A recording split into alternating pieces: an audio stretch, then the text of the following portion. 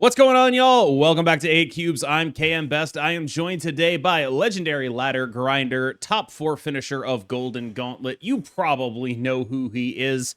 It's the ladder player, the man known as Butt.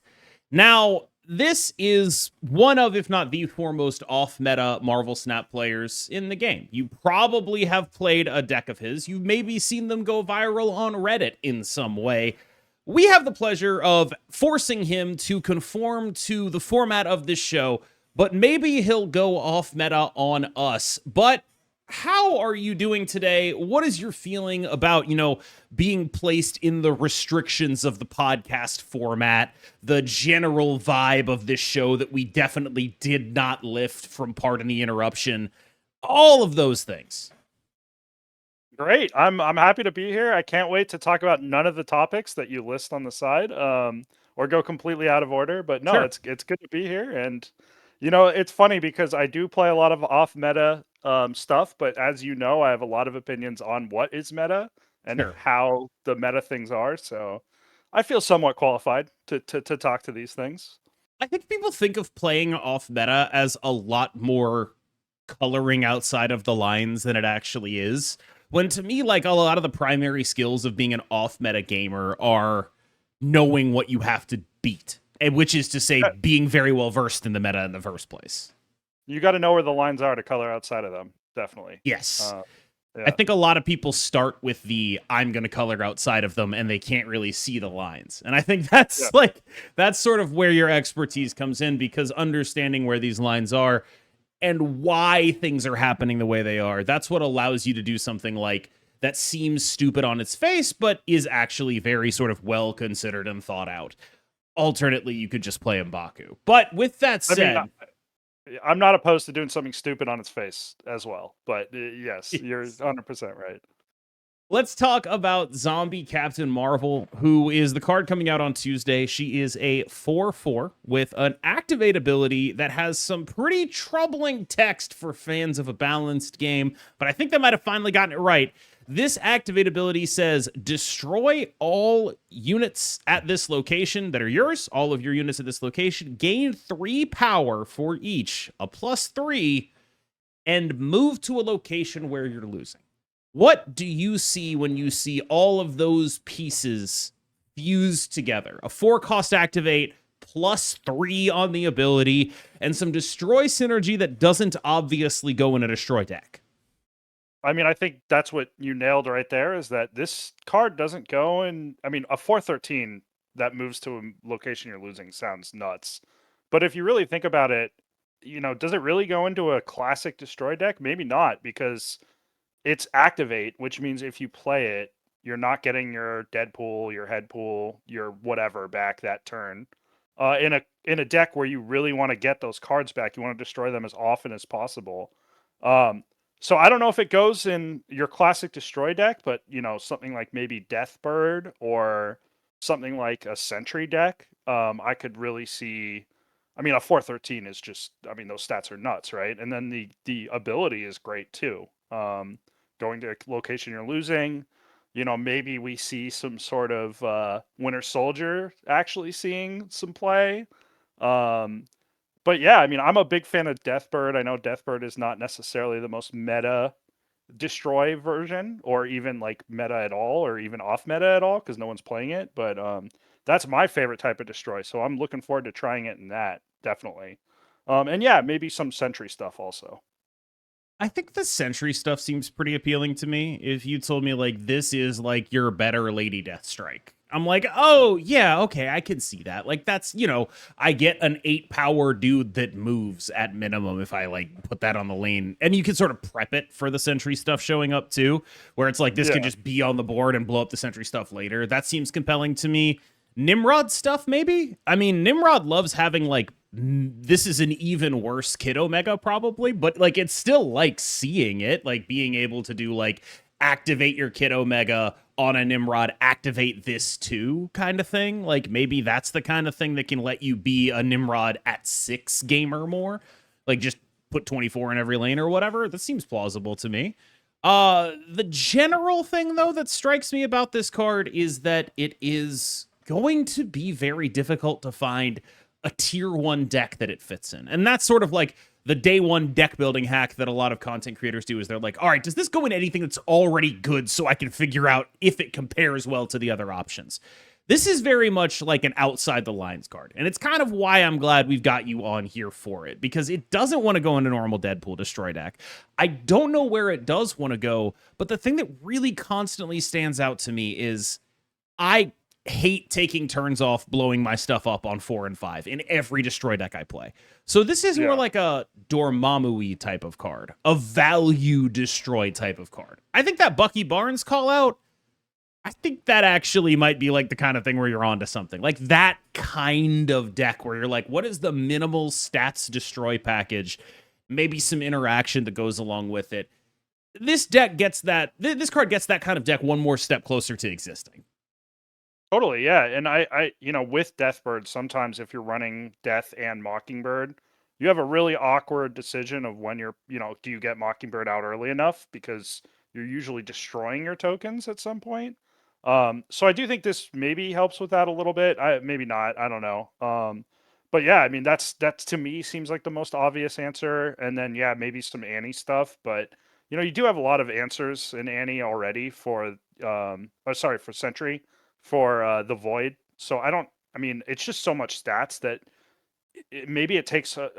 I see it in maybe kind of like a Laffy role. The way Laffy you don't necessarily need it for an Ajax deck, but it does just make it a little bit better. So I could see that in like a Sentry deck, not being a required card, but maybe just moving the needle just a little bit, making it like, I don't know, 5% better.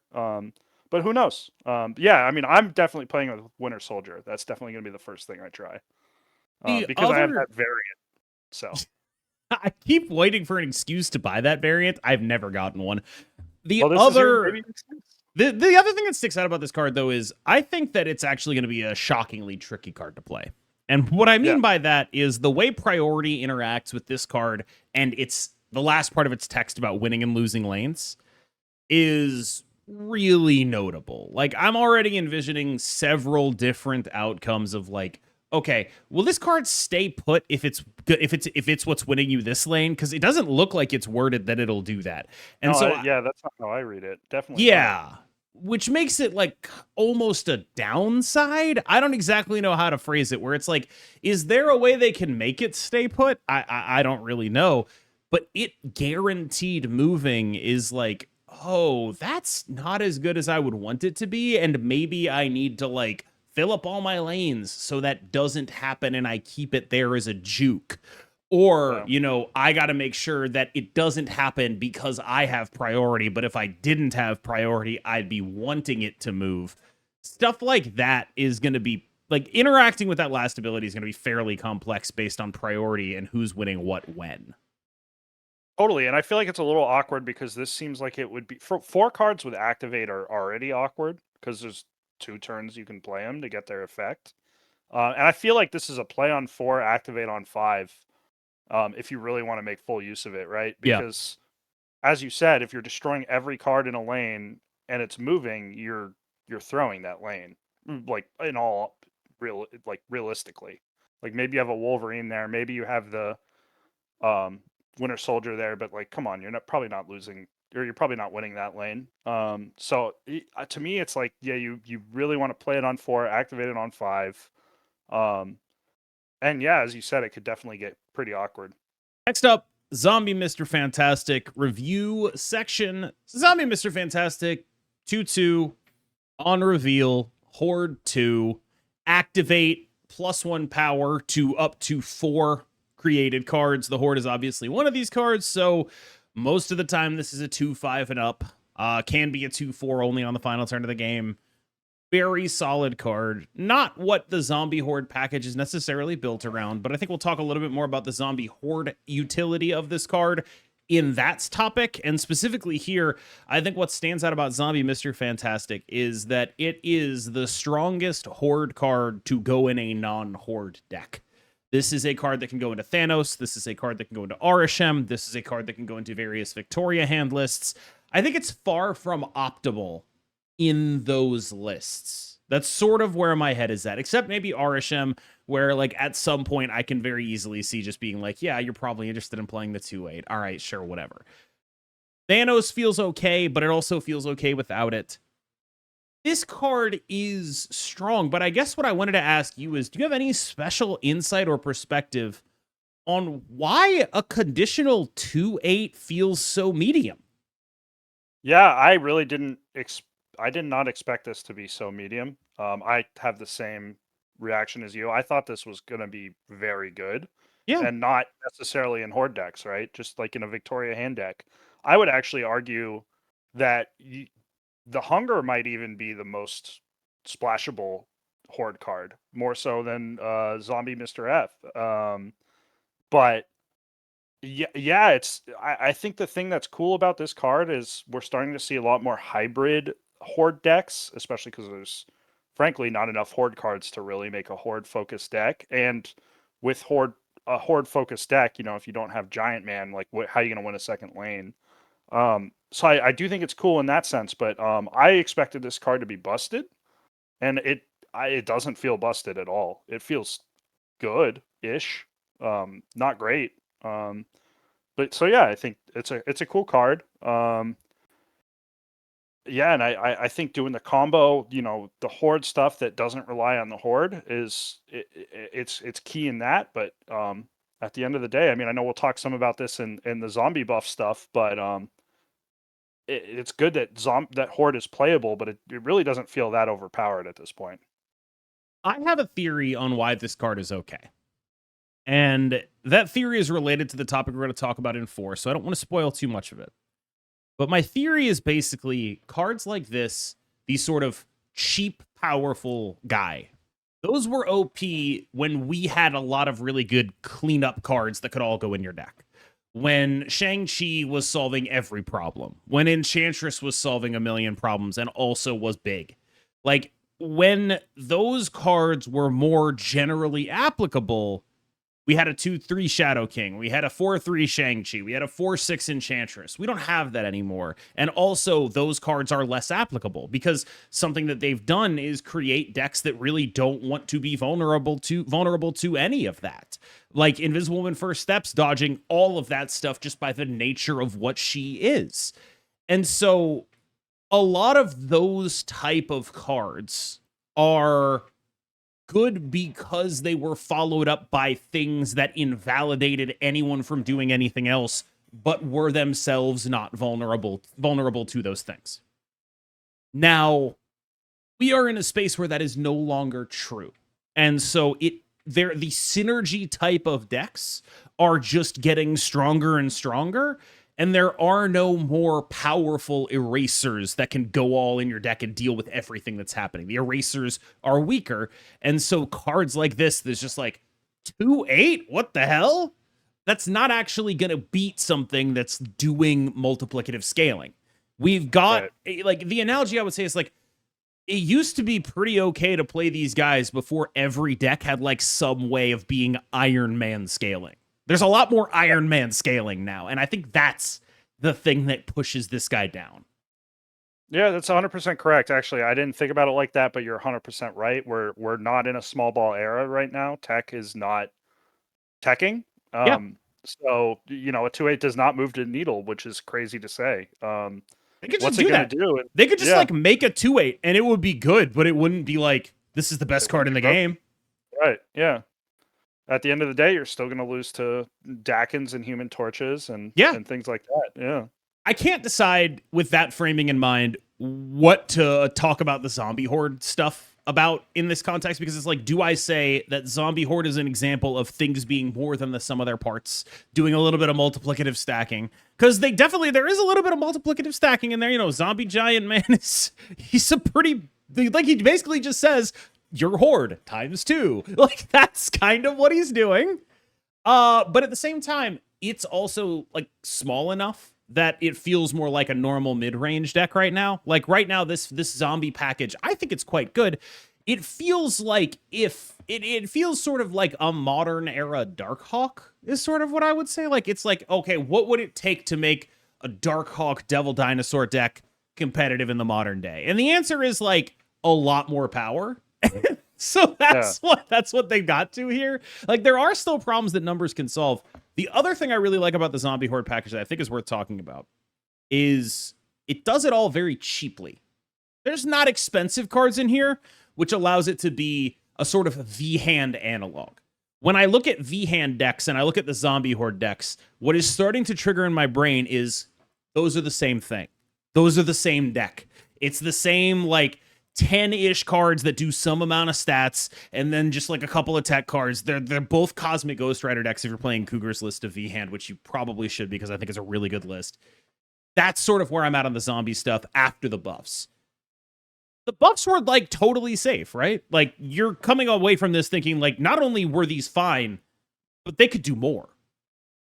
100% agree. I mean, at the end of the day, this is never going to be a deck that is going to be S tier because it's so vulnerable to tech. And let's be honest, they're not going to do zombie cards after this season, right? We're not really expecting this archetype to really change much beyond what's coming in the next few weeks. So I really think that what they did was great. I'm glad they took such a drastic OTA. I mean, both in terms of the individual card buffs and maybe nerfing Shadow King, although I'm seeing more Shadow King than I was before. Well, at this point, the zombies are probably just happy that someone bothers to tech against them. Like, it's just like, yeah, we made it.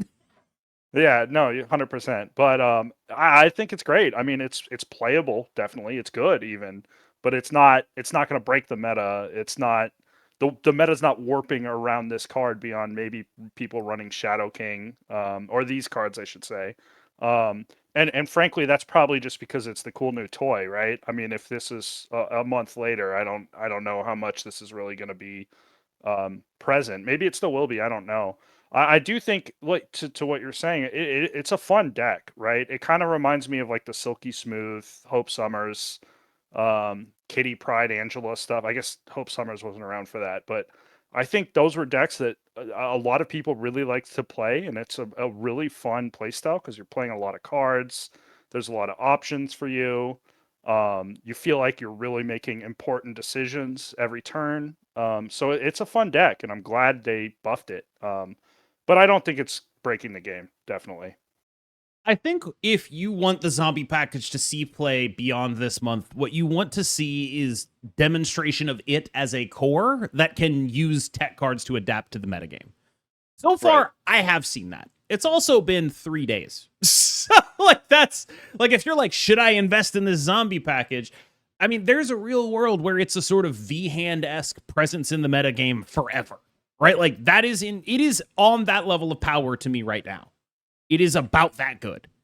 It might not ever, like, the problem is if it's like 95% of the way there, well, over time, people will just play V-hand instead, right? So it's got to actually be there. And that's the thing you're going to have to parse if you're like, should I invest in this stuff? Because it's felt pretty good to me, but it's asking things of you that are notable. Like, it's got some very cheap enablers. Merlin, Werewolf, that kind of stuff feels like a very natural fit in what this deck is doing. And I think a lot of that is down to the Zombie Scarlet Witch buff, because it used to be impossible to play any Merlin spell on her. Like, if they had just put text that was like, this card can't get Merlin spell targeted, that would have been about as good as what they actually did, which was giving it 2 points. Like, that 100%. Is the biggest part of it. And it is really, really powerful, really strong, but it's fundamentally counting. You're adding numbers to other numbers. And you're going to need to be able to interact with decks that go multiplicative. And will you be the best shell, the best additive shell to put interactive tech in? That's the question you have to ask about the zombie package right now. Yeah, totally. And I personally, I don't think it gets there, because the thing that V-Hand also has going for it, one, it's less vulnerable to tech, but two, you have the hidden information of like an IP card, or, you know, who knows? Like, you have the Frigga in your hand, you can snap early, that kind of thing. I don't know if, I mean, I guess that's not necessarily any different, but I do think V-Hand is just a little bit better across the board. But, you know, who knows? Time will tell. And I do like the idea that one of the things that I always find really cool is when people start to find hybrids of decks where you take one package, combine it with another package that people haven't really tried. I know, was it Smiles who was doing the Jocasta? Yeah. Yeah, that deck looked cool. I had some fun with that. And in the future, this is just another option as sort of a combo, a package you can throw in there. Right now, there's not that many cards, right? So it's a nice little package you can slid in. So maybe it goes in something in the future. I think it's a cool deck for sure. I think it's quite good, but it's going to have to be the best. Right now, what I like about it is that it's an easy slot with Cosmic Ghost Rider. Just really easy to get that card in your deck when you're playing zombies, because everything else you do costs like 2 or 3. Like the entire deck is under 2 or 3. Very easy to fit something like that in. But if you're asking it to fit more smaller tech cards in, then it might not be the best option. What it has over V-Hand is a real ability to go tall in 2 lanes, which V-Hand notably lacks. Like, there are definitely going to be V-Hand games where it's like, they played the Infinaut that they got for whatever, and I just can't beat it. And, like, that is the biggest competitive advantage that it has. I don't know if it balances out the other stuff, but it is notable. Sure. And I think as they start to increase the number of spell cards, that really adds to zombies in particular, right? Because as you And said, Werewolf, yeah. Yeah, I mean, well, Werewolf goes in the package, right? A lot of the Yeah. time. So you love to play spells on Zombie Scarlet Witch with your Werewolf out. So as we get more and more spells, maybe this gets more and more value. So we'll just have to wait and see. The state of tech is, in 2 words, not good. It's not good. Tech is in a weird spot where there are too many things that do too many things. So we end up playing a lot of Cosmic Ghost Rider and then like a lot of whatever tech card is good against whatever the most people are playing, which is Shadow King right now to try to beat up on the zombie stuff. But like when I'm looking at trying to solve this meta, I'm a little bit I don't know if that's possible, right? Like it's asking a lot of you. Do you have, because Enchantress costs 5 now, Cosmic Ghost Rider is 5. Shang-Chi basically doesn't do anything except against the 2 matchups where he does. Shadow King costs 3, and people you still kind of have to play him because of the prevalence of this stuff. Mercury is only good in her own matchup, although I think she's a little underplayed right now. Mobius is the kind of thing that's really holding things back, but like Stardust, I just need 6 cards, right? And if you want to be covered against all of the things people can do, you need to play all 6 cards. And then how the hell are you getting any points? Because what are you going to play? Saratek? Oh, my opponent has Mobius? I guess I don't get any points. GG. Like, the more you invest in tech, the more you lose to the mid-range deck that is half invested in tech. And then you die. And so you end up with a total inability to play anything that polices everything. And I don't want to be like, tech is dead, because it's not dead. But I don't think there's like perfect solutions out there anymore. No. Yeah, I mean, I don't like a lot of tech cards. I don't run them, but at the same time, when there are no tech cards in the meta, it doesn't always creates a pretty bad meta for most off meta things that I'm trying to do, right? So even though I don't tend to run those cards, I still kind of hope that they're playable on at least on some level. And yeah, right now it feels like the total output, the points output is going very, very high, but in ways that's very hard to tech against. Beyond maybe our next topic. I would also maybe throw Killmonger in there as a playable tech card. Although most of the time people running Killmonger are running it for their own purposes, which is like destroy. But yeah, I mean, definitely no Shang. Shadow King is what I'm seeing the most of, and no Red Guardian, which is surprising because you see a lot of Cosmic Ghost Rider. But yeah, I mean, it just feels like tech decks are being replaced right now, and we don't really have a lot of controls on what our power output is. I mean, you see like the ongoing deck just go crazy because no one's running Enchantress. Those decks that like if you don't have a decent number of tech cards just sort of floating around in the ether, they're gonna just never lose if they draw well. So we're kind of seeing a lot of that, which is rough, which isn't great. And then the ones we are seeing are really kind of hunting the zombie package, and I don't know if the zombie package is good enough to warrant that much hate. At least that's my opinion. So Yeah, I don't it's weird. disagree. I just think that like it doesn't matter whether it's good enough. It matters whether people play it. Yeah, sure. Like, Yeah, yeah, yeah, totally. I'll say this much. I think maybe a little bit erroneously known as like, it's the tech guy. He loves playing. Like, no, that was good. And so I played a lot of it. And now it's not good. And so I don't play it. So it's like, it's very straightforward to me. But I don't really think there's like a good one size fits all solution here. Like it's a bunch of like you have the super giant Negasonic stuff, which is just like, I'm going to disrupt you and it'll probably be enough. Cosmic Ghost Rider, who is 50% of every dedicated tech guard in every matchup, which is not enough a decent amount of the time. You just have a lot of stuff that's like they finally hit their ships passing in the night era. Like we're actually there, I think. And it's not as bad as I thought it would be, probably because Hela doesn't exist. And that's really all the only good thing about it, I think. Yeah, don't put that into the ether though, because now Hela's gonna make a comeback. Well, the thing you know is, what card I have? Hela's not even big enough. Like, oh yeah, That's go true. play Hela against my Moonstone deck, dog. You need tech if you're the Hela gamer. Yeah, I was watching Denish play earlier, and he was just getting outscaled like crazy, even when he was like just nutting. But you know what card I actually surprisingly haven't seen in like a week is Cannonball. I know you mentioned like not a lot of Mercury, but like where did Mercury Cannonball go? Like, why does that not get run? I mean, I know part of it is because, end of turn stuff or whatever, it's growing at the end, but I don't know why people stopped playing that. I mean, I know why I stopped playing it. I don't know why everyone else did. For me, yeah. it was largely the shells around it, Yeah. where it's like, I don't have a Cannonball deck that I like. I feel like the deck Cougar took to Golden Gauntlet got bad basically the day after Golden Gauntlet.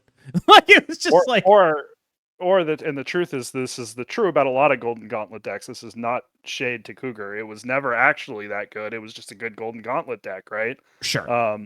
And I mean that deck, right? Like if other people are running a ton of Mercury, right? Like then you're in trouble. But that wasn't what the meta was at the time. So he made the right meta read. And it's like, back when I did the Pixie Hulkling deck, right? And then people started playing it on ladder, and I mean 44% win rate, just abysmal, like just absolutely horrible. I did well with it for what it's worth. But you can't always take a Golden Gauntlet deck and expect it to be a ladder stomper, definitely. So yeah, there were definitely some good things about it, but it was definitely built for Golden Gauntlet for sure.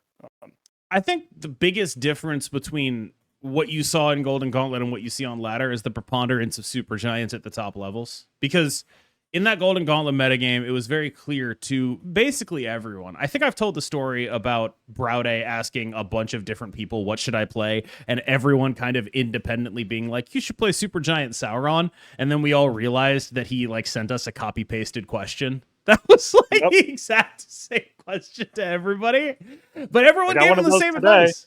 Yeah. I got one of those today. He's trying to figure out what he's playing in SJL. So he sent me that. He sent me, what am I playing in SJL? And I was like, you cannot pay me to care about this. And he was like, but I'll win $75. And then I gave him the advice to play Cerebro. So that's why I told him the same thing, actually. Yeah. But he's playing Cougar, not me. So yes. I'm still in. So that's what I told him. I told him there's nothing Cougar would play that beats Cerebro such as that's what I said too. That's what I said, and then I told him, or I don't even remember if I told him, but I'm like, if I play you in the finals, I'm playing Super Giant, or not Super Giant, I'm playing Red Skull and Mercury. So none of your who's is that will that be over by the time this has happened, or did I just ruin this for Browday? No, it's not. Well, maybe no, I don't know when. We have all next week to play our semifinals match, so he's good, I think. I think I should just sort of let that out into the ether anyway. I think I should. Yeah. It's always good because then we can start another round of what should I play. They ruined my deck. Yes. But yeah, Supergiant is a really good deck that is really boring, and it was previously good specifically as a counter to Invisible Woman decks, like specifically to beat that stuff up. And now it has become good in a totally opposite direction, where it's good because like Supergiant Negasonic is like kind of a Cosmic Ghost Rider. Like in that sense, it's totally the opposite direction. You have Supergiant Negasonic, you have Enchantress, and it's just like, we used to be good because we beat one thing really hard, and now we're good because we are kind of okay against a bunch of stuff. We always have a chance against whatever. What an incredible shift in the exact same deck list being good for totally different reasons week to week. Yeah, and it's kind of, to our last topic, it's kind of taken that tech swap role, basically. Not that it's necessarily tech swap, but it does have some tech cards, and that's what it kind of functions as. It's meant to feast on the combo decks. And I know in Golden Gauntlet, I know my mentality and a lot of other players' mentalities, you don't want to get high rolled. You want to lose because you lost. In Golden Gauntlet, like, I got just completely canned by a Human Torch Tribunal deck that I had no tech against, right? And that doesn't feel great. I mean, the player played great. I'm not trying to besmirch him, but that's not what you want to lose to, right? You want to lose to you made bad plays. Yeah, losing to like the 45% combo deck is just like, well, okay, then. What are you gonna do? Yeah, there's nothing you can do. And because you don't want to run a full tech deck, so you want to. That's why I think everyone was recommending that for Golden Gauntlet, as we experienced with the Browday incident. But yeah, it fills that role of, this is kind of the only thing that can feast on like this new era of combo, which is why it's doing so good. And then it loses hard to any mid-range deck, but mid-range decks are not doing too great right now. So the end result is it's in a really solid state. And Suji's always fun. I think it's a very cool deck to exist, because it's hard to play, and any deck that's hard to play, I think, is always great to have as a higher end deck, in meta share or whatever. Because you want to lose to better decks or higher skill cap decks, I guess. But yeah, I think that Supergiant is sort of the ultimate in 45% worst case scenarios, where it's like, no matter how bad the matchup is, you can always pull something out a decent amount of the time. There are situations where like you're Supergianting and your opponent is a mid-range deck, and you're looking at your deck and you're looking at their deck, and you're just like, they just have more points than I do, and we're playing the same game. Yeah, we're just losing. Yeah. But even in those games, this is Marvel Snap. If you make the right reads on the final turn, you can win those games with less points. Like, that is like the beauty of Marvel Snap, is so often that if your opponent is playing for 3 lanes, well, you might be able to go taller than them in 2. And that is like, it is the ultimate in puncher's chance decks. You will always have a shot. It will always be close. You will always have a thing that you can look back on and be like, is that the right choice? Did I make the right thing? Did I make the right decision? And it has a lot of coverage. There's just a lot of coverage in its matchups that you don't have any. It's like the whole deck is Cosmic Ghost Rider, where it's like, you just have like, there's just a chance that you're just going to like get the exact right thing.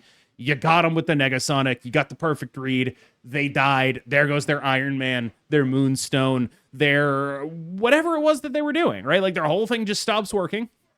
And there's nothing that has coverage on as many things as this. And that's the thing that makes it tick, is we talked about the problems with tech. Since those tech problems exist, you just have to accept that you're not going to be able to beat everything. You just can't do it. So you want something that is meaningfully disruptive against as many things as possible. That's what Supergiant is right now. Also, I'm not convinced Supergiant can't play Cosmic Ghost Rider and then double up on being like a bunch of things that are 50% as good as a normal tech card in a bunch of different matchups. Sure. Yeah, why not? It definitely could work.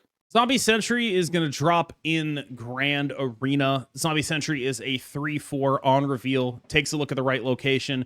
Hordes plus X, where X is the number of cards you have at the right location. So anywhere from 3/4 to 3/8. Horde is pretty good. At 3/4, I mean, like, I think it's becoming pretty clear that like Merlin and Werewolf are pretty commonly going to be seen alongside your Zombie Scarlet Witch package. I don't hate having a 3 that I can reasonably evolve into a 4. A 3, getting a good on reveal, evolving it into a 4. I'm into that conceptually. The hunger was a shockingly big jump for the zombie package. Like, just a really big jump that has me playing unironic Joaquin Torres's. That's crazy that I'm doing that, but I am doing that because it's good. And Zombie Sentry strikes me as a card where I can kind of see it getting nerfed. Where if there's a world where this stuff is actually legitimately good, but not too good, this is a really safe place for them to be like, we're going to 3-3 this. Like, that's the thing that strikes me about this card the most. I see it, but to me, this is the most cuttable cuttable Horde card. This is the Punisher, like a little, like basically, like sure it'll probably go in Horde decks, but I think it'll be the 12th card. Okay. When your top end is a 3/8 that you can't tempo, really. I mean, you're probably never tempoing this. It feels like it doesn't do enough. I do think like one thing with the Horde decks that is important is getting a Horde card early. So yeah, that kind of helps with that. But if you're playing it early, it's not getting a ton of value. I don't know. I don't. I could see this taking the hit for other Horde cards because like where else are they going to take the points off? Maybe Exactly. maybe it's the Hunger, which I think is like maybe the best card in the Horde package. It's not the best card. That's still ZSW, but it's quite good. Yeah, I guess post buff, it's definitely ZSW. But I mean, the Hunger is just so good. It feels so great. And it really unlocks a lot of different archetypes that you can do within it. But you're right. I mean, it probably is ZSW at this point. I don't know. I don't know if this is a needle mover. Because does Punisher max out at 3.6 or 3.7? I don't even remember. Punisher maxes out at 3.7, but I will say this. I do think it's a little disingenuous to be like, this is the Punisher because it is like 3 stats. Because it is, but it's also not on the same location. It's counting double for your zombie giant man. It's doing like, it's like say looking at the Hunger and being like, this is 0. And it's like, okay, we know that's not true of the Hunger. So like, what is this actually, right? I think it's probably pretty good, is my guess. And I also think it's like really hard to nerf any of the other zombie package stuff after you just buffed it. And so like that leaves me at like, I don't think the zombie package is going to get to nerfable. But I can totally see this being like the token guy that they whack for no reason. Yeah, I see that. And I guess the other difference too is that you control how big your zombie sentry is as opposed to the Punisher. And you're right, doubling it with Giant Man is pretty significant. But yeah, I mean, I don't know. I think this will be decent. I don't think this will be like great. I think it's the most cuttable. Unless you're not running Giant Man, I feel like it's the most cuttable Horde card in the package, right? Like, what would you say would be? I mean, maybe Zombie Mr. Fantastic. I don't even count him as a Horde card. Yeah, because he's just like a card. He's just like a 2/8 that like you play. Yeah. Like he's just a guy. No, yeah. I think this card is. There's a decent chance I would say that this card ends up better than Zombie Mr. Fantastic in your average Horde deck. I would be willing to buy that.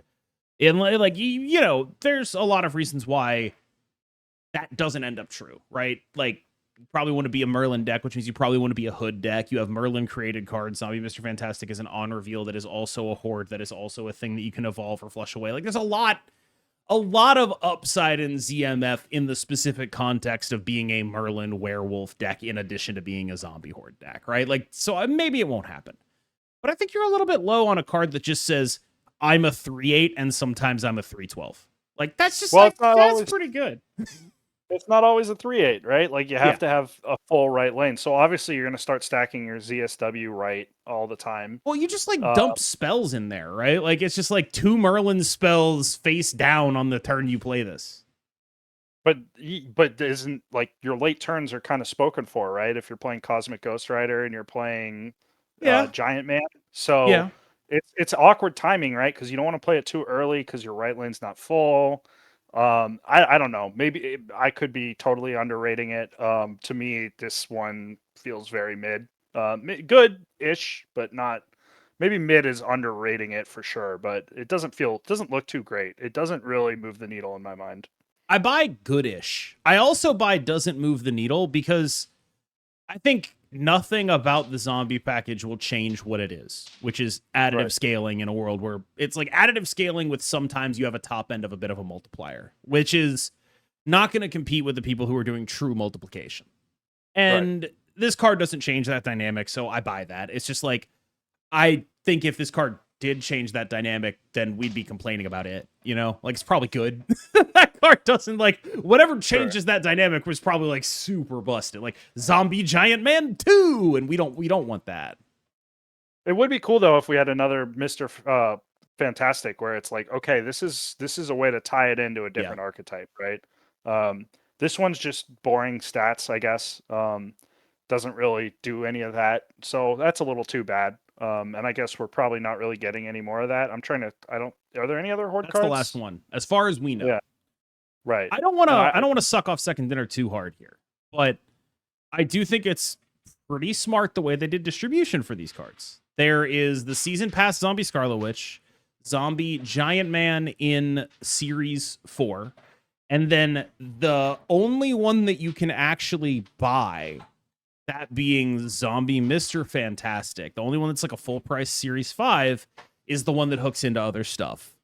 And then in the game modes, you get the Hunger and you get Zombie Sentry.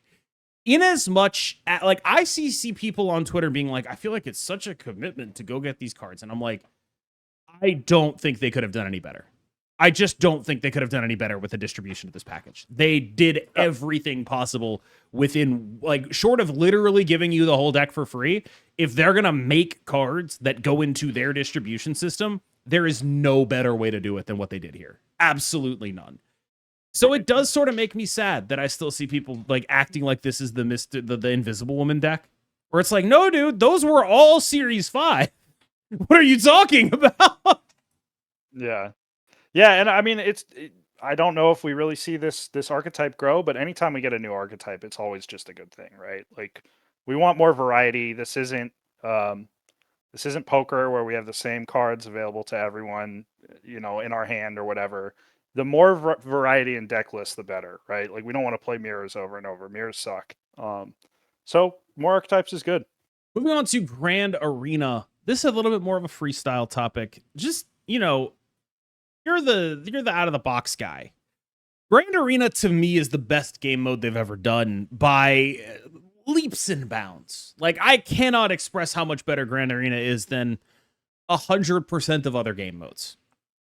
I wanted to know if that applied to you and if you felt like in some way your ability to be off meta was constrained in a Grand Arena environment where everyone has the same champions, things of that nature. No, I 1000% agree about it being the best game mode and the coolest game mode. I will say last Grand Arena, we did end up in a bad position, I would say, with the Doom decks and the tech. Just those decks got a little out of control. Agatha stuff before they banned things midweek. Yeah, that was pretty stupid. But I mean, look, they got to learn from. I mean, it was the first time they did it. They got to learn that somehow, and just like the concept was awesome. I mean, I think the most fun I've had in recent memory in Marvel Snap was day one of Grand Arena, right? And then even later, especially once they made those changes, it's just so fresh and so cool. You could do so many different things. I mean, part of that is because we don't really get a lot of different cards at once very often. Sometimes we do that on new seasons or whatever, but we don't have releases in batches, so there's never really this feeling that you can just kind of go in any direction with any different thing. And on new card release days, a lot of time you're playing mirrors or people countering specifically whatever the new card is. Grand Arena didn't feel like that because there were 8 different, or was it 8? I can't remember. Correct. Some number of decks that you could go with and a lot of different directions you could take those. So for me, it was my dream kind of scenario, and I'm looking forward to this one. I know nothing about the new heroes or whatever that you can use, or commanders. I don't remember what we call them. But Champions. I'm definitely looking forward to it. Champions, yes. And yeah, I mean, eventually we're probably going to break the meta like we did last time, and I just hope that they do a good job of responding to that, like they ultimately did last time. Because yeah, that mode was a lot of fun. What are the cards from it? Is it Sentry? Yeah, Zombie Sentry comes from it. Zombie Sentry. So that's cool. Is it just that? I don't remember. Yes, it is. That's the only Okay. card. Yeah. I'll tell you though, I'm more excited for a potential cosmetic, and I don't know if this cosmetic's going to be in there, but they did imply that we would be getting the Dardo Studios champion variants for the ones that we didn't get last time around. I got Mr. Fantastic and Invisible Woman. I need the champion variant of the thing. Yeah, I need that Thing First Steps variant bad. They were awesome. They look so cool. And I know you love Thing First Steps. I love Thing First Steps. So would love to have a great variant there.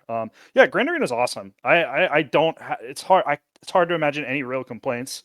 I know some people are like. I've seen some complaints where it's like you should only have the stock standard decks, and that's insane to me. I don't know but if it's you know, insane. I don't like it, but I can see like let's say they did Grand Arena for a week. Is that the end of the world? It would be a lot less fun, I think. I mean, but I like building decks, and not everyone likes building decks. So maybe that's. I realize I'm coming in personal bias there, but I think the coolest thing you can do is take whatever champion in whatever direction you want. So I'm very excited, and it's awesome that they do have the pre-built decks too. I think there's a piece of information that I don't have that they have that's probably important here, which is how many people even engaged with that system.